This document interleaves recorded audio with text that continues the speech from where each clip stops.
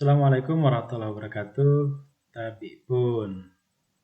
Pada pertemuan kali ini saya akan mencoba membahas tentang hukum waris adat. Adapun pengertian dari hukum waris adat adalah hukum adat yang memuat ketentuan tentang sistem, asas-asas waris adat, dan bentuk hukum waris atau bentuk-bentuk hukum waris adat, serta tentang pengalihan warisan dari pewaris kepada ahli waris. Nah, yang ingin saya coba garis bawahi dalam membahas tentang hukum waris adat ini adalah bahwa dalam hukum waris adat itu biasanya yang diwariskan bukan hanya berbentuk harta benda ya, tapi dalam hukum waris adat juga diwariskan harta yang berbentuk non benda.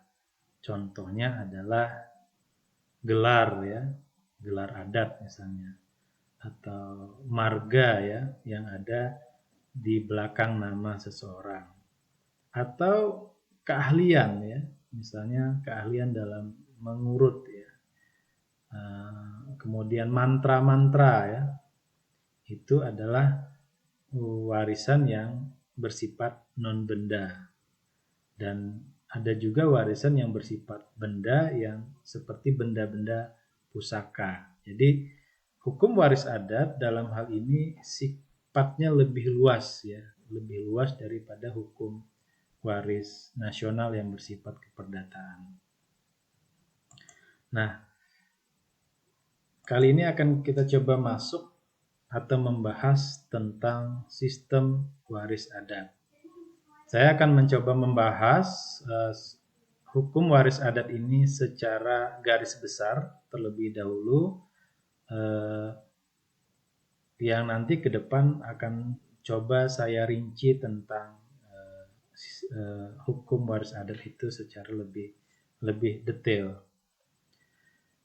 Pertama, kita akan membahas tentang sistem waris adat. Nah, dalam masyarakat adat mengenal ada 3 macam sistem waris adat yang hidup dan berkembang pada masyarakat di Indonesia. Yang pertama adalah sistem waris adat patrilineal, yang kedua matrilineal, dan yang ketiga parental. Sistem waris adat patrilineal itu menarik garis keturunan berdasarkan ayah. Jadi seorang perempuan yang telah kawin akan keluar mengikuti suaminya. Dalam sistem waris patrilineal ini, bahwa yang akan mendapatkan waris adalah pihak laki-laki atau garis keturunan mengikuti ayahnya. Sistem waris adat yang kedua adalah matrilineal. Matrilineal artinya adalah sistem waris yang menarik garis keturunan dari pihak ibu atau perempuan. Yang menjadi ahli waris adalah anak perempuan. Ini kebalikan dari sistem waris adat patrilineal. Sistem waris adat yang ketiga adalah parental. Nah, dalam sistem waris adat parental itu menarik garis keturunan dari 2 sisi, baik pihak ayah atau pihak ibu. Kedudukan anak laki-laki dan perempuan sama, keduanya adalah ahli waris. Jadi sistem waris adat parental ini adalah kedua-duanya, baik pihak laki-laki maupun pihak perempuan, memiliki hak yang sama untuk mendapatkan warisan. Nah, ini adalah 3 sistem waris adat. Selanjutnya ada namanya asas-asas waris adat atau asas kewarisan adat. Ada beberapa macam asas dalam waris adat. Ada asas ketuhanan, asas kebersamaan, asas kerukunan, dan asas keadilan. Apa yang dimaksud dengan asas waris adat ketuhanan? Bahwa yang namanya harta benda atau harta peninggalan dari kedua orang tua merupakan karunia dari Tuhan. Dalam asas ketuhanan ini menunjukkan bahwa masyarakat adat di Indonesia sangat religius ya.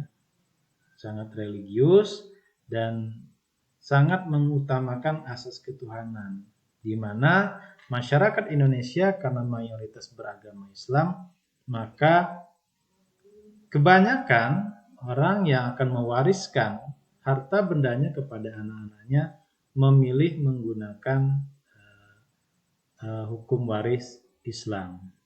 Nah, itu karena asas utama dalam waris adat adalah asas ketuhanan. Yang kedua adalah kebersamaan. Ya, kebersamaan ini bertujuan untuk kebersamaan sepanjang masa. Artinya apa?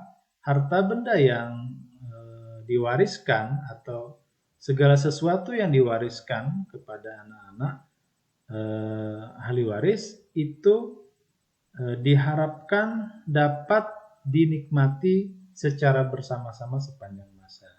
Maka nanti kita akan ada pembahasan tentang sistem warisan yang bersifat kolektif ya. Jadi sebuah warisan yang tidak dibagi-bagi. Ini ada asas kebersamaan di dalamnya. Asas waris yang ketiga adalah kerukunan, di mana memiliki tujuan persatuan dan kerukunan untuk keluarga.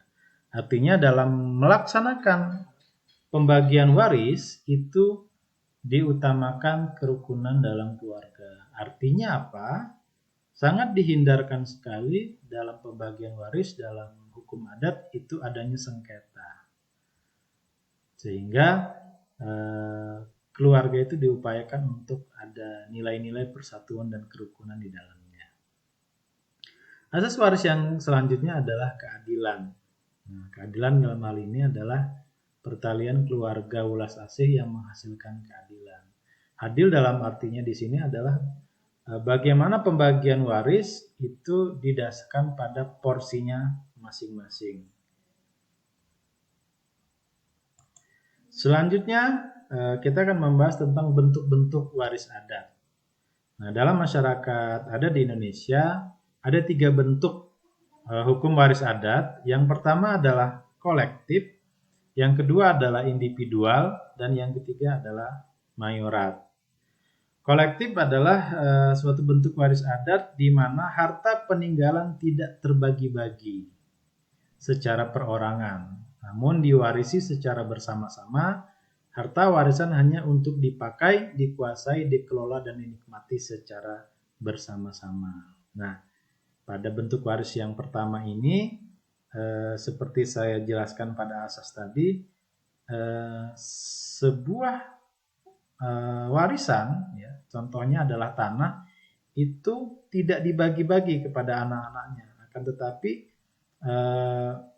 tanah tersebut dikelola secara bersama-sama, dipakai secara bersama-sama, dikuasai secara bersama-sama, dan dinikmati secara bersama-sama.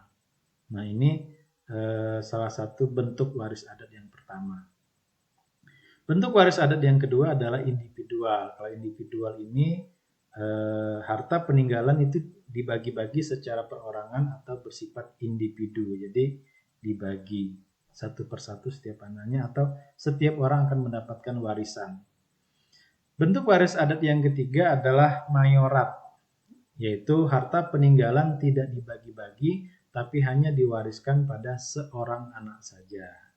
Biasanya harta peninggalan ini akan diberikan kepada anak tertua. Ya. Nah, fungsi dari anak tertua ini, ya, biasanya anak tua laki-laki, itu adalah untuk mengelola harta peninggalan dari orang tuanya. Dari pengelolaannya itulah dia diberi kewajiban atau diberi amanah untuk memelihara adik-adiknya, menyekolahkan adik-adiknya sampai dengan adik-adiknya tersebut menikah. Nah, jadi fungsi dari anak tertua yang menerima harta peninggalan ini adalah untuk mengelola harta benda yang ia terima atau yang ia warisi agar dapat membantu adik-adiknya sampai pada jenjang pernikahan atau sampai mengantarkan adik-adiknya selesai dalam arti kehidupan sampai menjelang pernikahan. Jadi ini tidak dikuasai oleh si anak tua laki-laki, tapi fungsi dari dia menerima dalam bentuk waris mayorat ini adalah bagaimana dia bisa mengelola dan diberi tanggung jawab untuk bisa membantu adik-adiknya sampai ke jenjang pernikahan.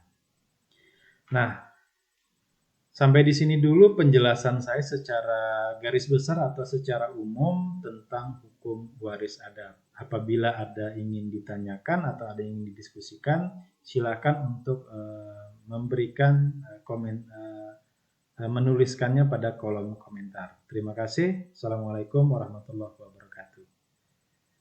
Tabipun.